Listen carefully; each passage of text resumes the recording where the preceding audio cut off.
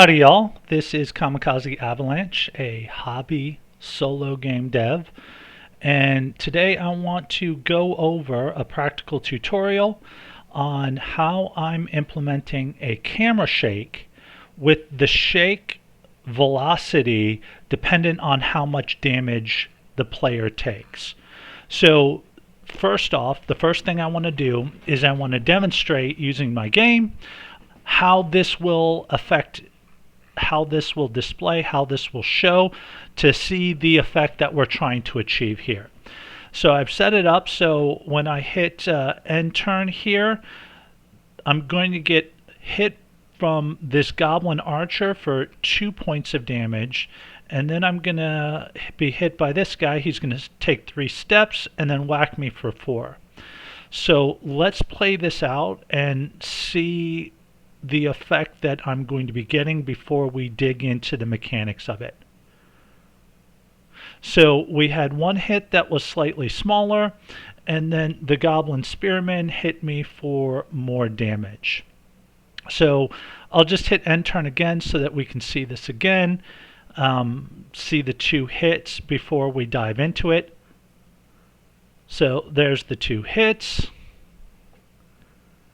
And I'm going to turn back on the fast enemy speeds before I forget. So here, let me go in and quit the game, and we can go into the back end in Godot and try and see what's going on. Now, the first thing to note is that the camera shake effect itself will be happening in the camera 2D, but I'm not taking player damage in the camera. I'm taking player damage in my auto load. So in the globals, I have a player data auto load which handles the player character taking damage. So I want the shake to happen in the camera, but the take damage effect is in that player data auto load. So how do we hook that up? Well, I'm going to hook that up with an event. So the first place we go is I have an event bus which has all of the signals I'm going to use. So down here I'm creating a signal and I'm calling it map shake, and I want to collect how strong the hit is going to be, and it's going to be an integer. So I set it up with signal, I'm calling it map shake, and in the parentheses I'm creating a variable called hit strength, and I'm mandating that it's an integer. Alright, so that's the first piece that we're going to plug in, is we're going to create the signal through the event bus. The next place I'm going to go to set this up is I'm going to go into that auto load, and in that auto load I have a function called take damage, and it has incoming damage coming in, and then it looks at it, and then it reduces the damage by any damage resistance the player has, and then it draws down the block value, it writes to the event log, and then what happens is if the damage that the player takes is above 0 after all of those reductions, I'm going to take and I'm going to do events, which is the name of my event bus global auto load, events.mapShape, and I'm going to emit, and that's going to be for the damage amount. So that goblin hit for 2, it's going to have an integer value of 2 that it's passing along. And for the goblin spearman hit of 4, it's going to be passing along the 4. Alright, so we've got the first 2 pieces set up. We've got the event bus signal that we're passing through, and where we have the place where the player takes the damage. So the third piece of this is we're going to come into the camera. Alright, so in the camera, the first thing we need to do is we need to connect that signal to a function. So in the ready function, we're calling that events global auto load. map shake connect, and we're going to be connecting it to the map shake function, which is going to be defined down here later. While I'm doing the setup as well, I also want to have a shake fade, and I'm exporting it so that I can play around with the value for how long I want it to take for the shaking to be done with. When I do that, I can come in here and you can see I pulled it down to a 3. I might, pull that down even farther if I want it to take less time for the shaking. I might pull it down to 1 second. I want to shake strength, and I'm just declaring it at the top, but I'm going to be passing through the amount of damage that was passed through the signal. And then I put an RNG up here so I can have some random numbers that come in with the shake. I have a seeded random number generator in the game, but for something like the shake function, we don't want to be using a seed because it doesn't add anything to keep track of something like the variability of the shake.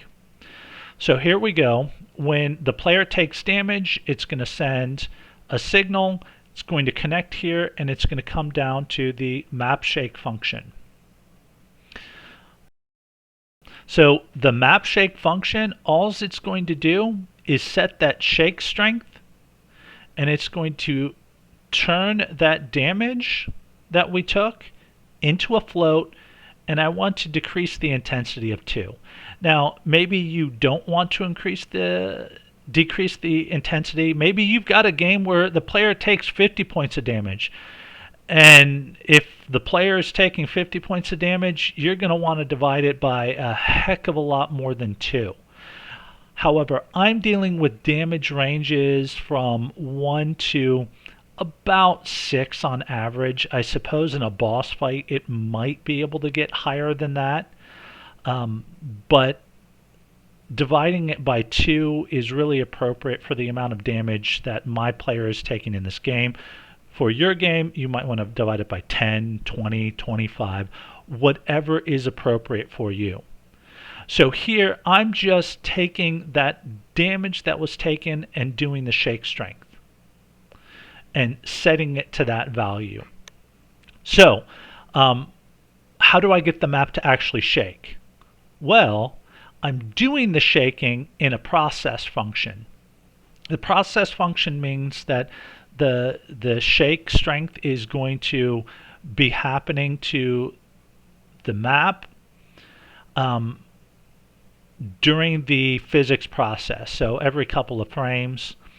So every physics process, it's going to take a look and it's going to say, is the shake strength greater than 0?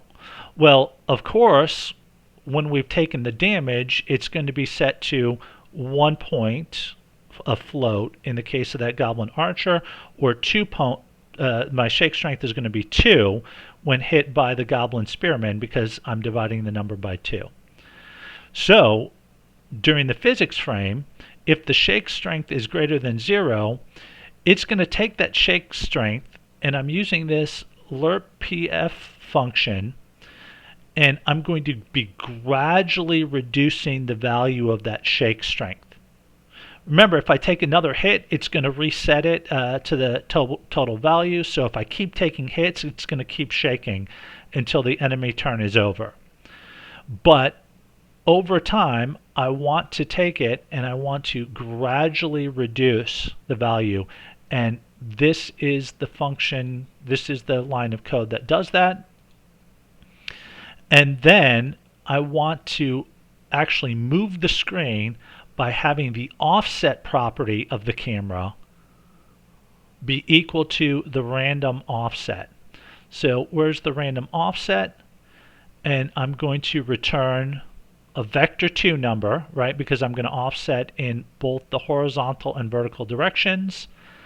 And I'm randomizing the offset between the negative shake strength and the positive shake strength for the horizontal and the vertical, right? So every time it processes, it's going to move it. So the very instant when that goblin spearman hits, the value for the x offset can be anywhere from between -2 and 2, and for the y, the vertical, it can be anywhere from -2 to 2. And then remember, it's going to modulate this slowly and bring it down towards 0. And then the next physics frame, it's going to do that again, and it's going to offset again with those values. And as this shake strength closes in on 0, we're going to get it so that it's not going to shake it anymore. It's going to be 0, 0. So it's going to gradually tamp down in that shake strength. So that's the third piece, right?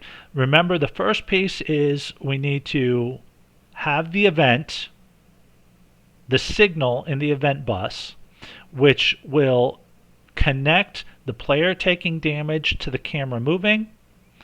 When it comes in, we're going to set the shake strength, and then every process frame, we're going to reduce the shake strength over time and then offset the camera by between that negative strength and the positive strength in both the X and the Y direction. So there you go. This is a practical tutorial on how to shake the camera as the player takes damage. I hope you picked up something and learned something, and have a good day, everybody. Take care.